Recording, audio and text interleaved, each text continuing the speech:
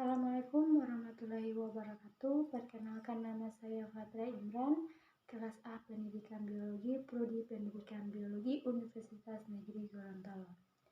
Burung merupakan salah satu jenis hewan yang banyak disukai oleh manusia. Hal ini dikarenakan burung memiliki beberapa nilai penting seperti nilai estetika, ekologi, dan ekonomi. Nah, ditinjau dari segi estetika, burung memiliki keindahan dari corak bulu serta suara yang merdu berupa siulan yang dikeluarkan burung tersebut. Dari segi ekologi, yaitu salah satu pemanfaatan burung untuk membasmi hama di pertanian, dan sedangkan ditinjau dari ekonomi, burung berfungsi sebagai sumber makanan dan sebagai peliharaan. Burung adalah anggota kelompok hewan vertebrata atau bertulang belakang.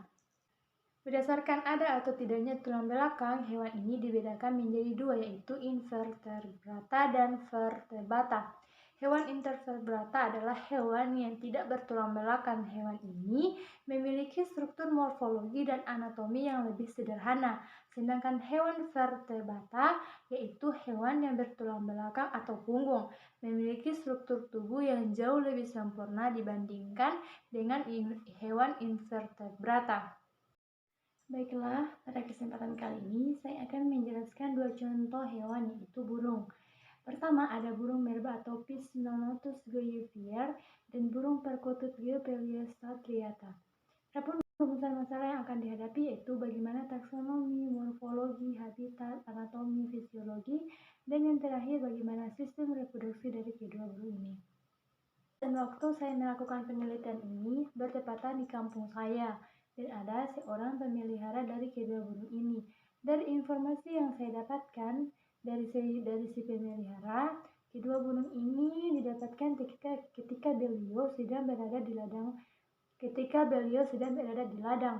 Dan pada saat itu juga si pemilik melihat burung-burung ini sedang bersakutan di antara semak-semak.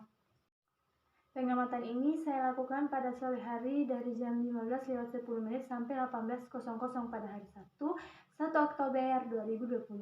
Adapun alat dan bahan yang saya gunakan yaitu handphone untuk merekam dan burung sebagai bahan untuk penelitian.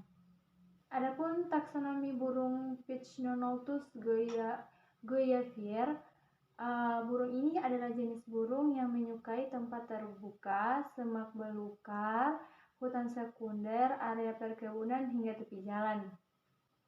Burung ini termasuk kerajaan Animalia, filum Chordata, kelas Aves, ordo Passepisormes, famili Pycnonotidae, genus Pycnonotus, spesies Pycnonotus goyivier, dan nama binominal Pycnonotus goyivier.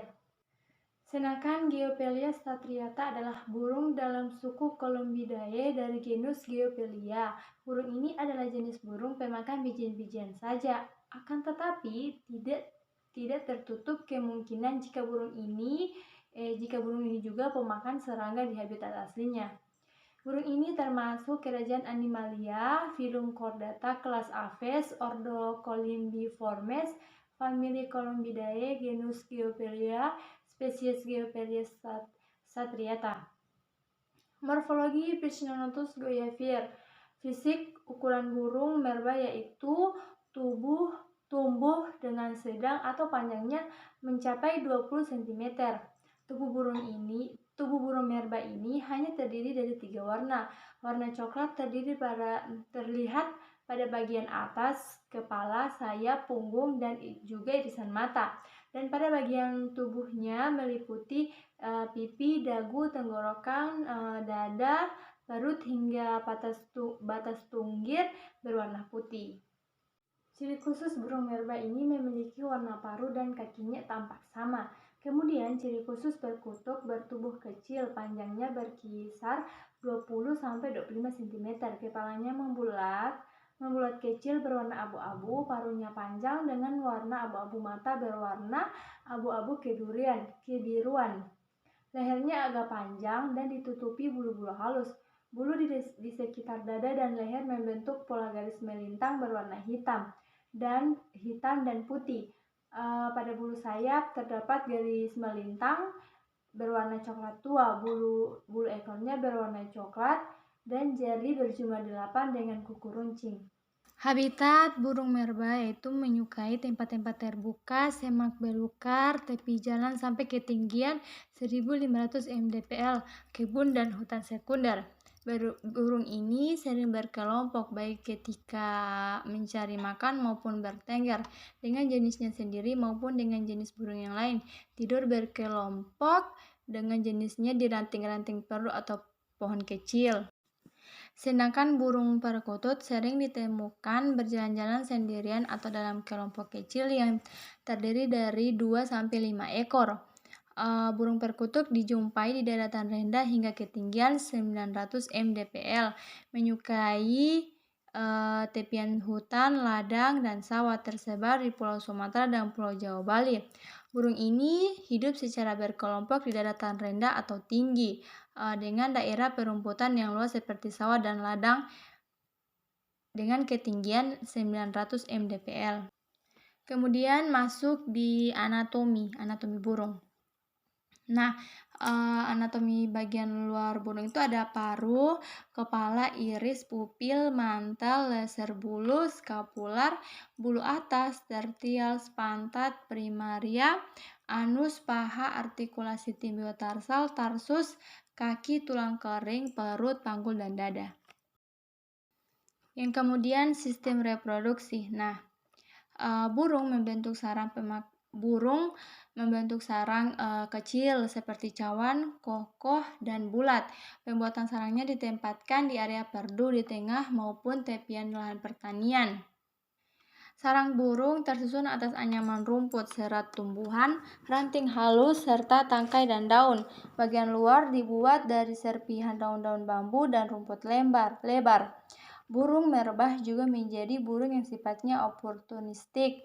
Mereka juga dapat membuat sarang dari bahan-bahan alternatif, misalnya potongan kertas, tali, plastik. Bahkan ada pula yang menempatkan sarangnya di sela-sela buah.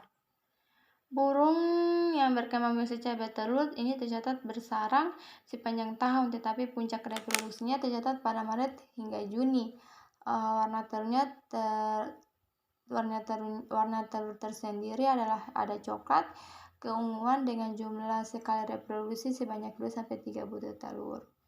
Nah, fungsi bagian-bagian tertentu pertama adalah titik embrio, itu bagian yang akan berkembang biak menjadi embrio. Ada kuning telur cadangan makanan sebagai cadangan makanan embrio, kalaza sebagai menjaga goncangan embrio, putih telur menjaga embrio dari goncangan, rongga telur sebagai cadangan oksigen bagi embrio. Berikut adalah organ reproduksi pada burung jantan. Ada vas deferens atau tempat menyalurkan sperma, ureter, saluran kelamin menuju kloaka atau saluran kelamin, testi, alat untuk memproduksi sperma dan hormon kelamin. Nah, berikut organ reproduksi pada betina. Itu ada ovarium, tempat menghasilkan ovum, oviduk, tempat berlangsungnya fertilisasi, kloaka, tempat masuknya sperma jantan dan mengeluarkan telur. Terakhir ada fisiologi, yaitu ilmu yang mempelajari fungsi tubuh secara normal dengan berbagai gejala yang ada pada sisi hidup serta pengaturnya atas segala fungsi dalam sistem tersebut atau meningkatkan kepada proses bagaimana hewan dapat hidup dan beraktivitas. Itu ada jantung, itu komponen penyusun sistem sirkulasi yang berfungsi sebagai pompa penggerak cairan tubuh atau darah di sepanjang pembuluh. Paru-paru burung tidak memiliki alveolus sebagai yang dimiliki paru-paru mamalia, tetapi mengandung jutaan ronde kecil yang dikenal sebagai parabronchus. Baiklah, itulah sekian materi dari saya. Assalamualaikum warahmatullahi wabarakatuh.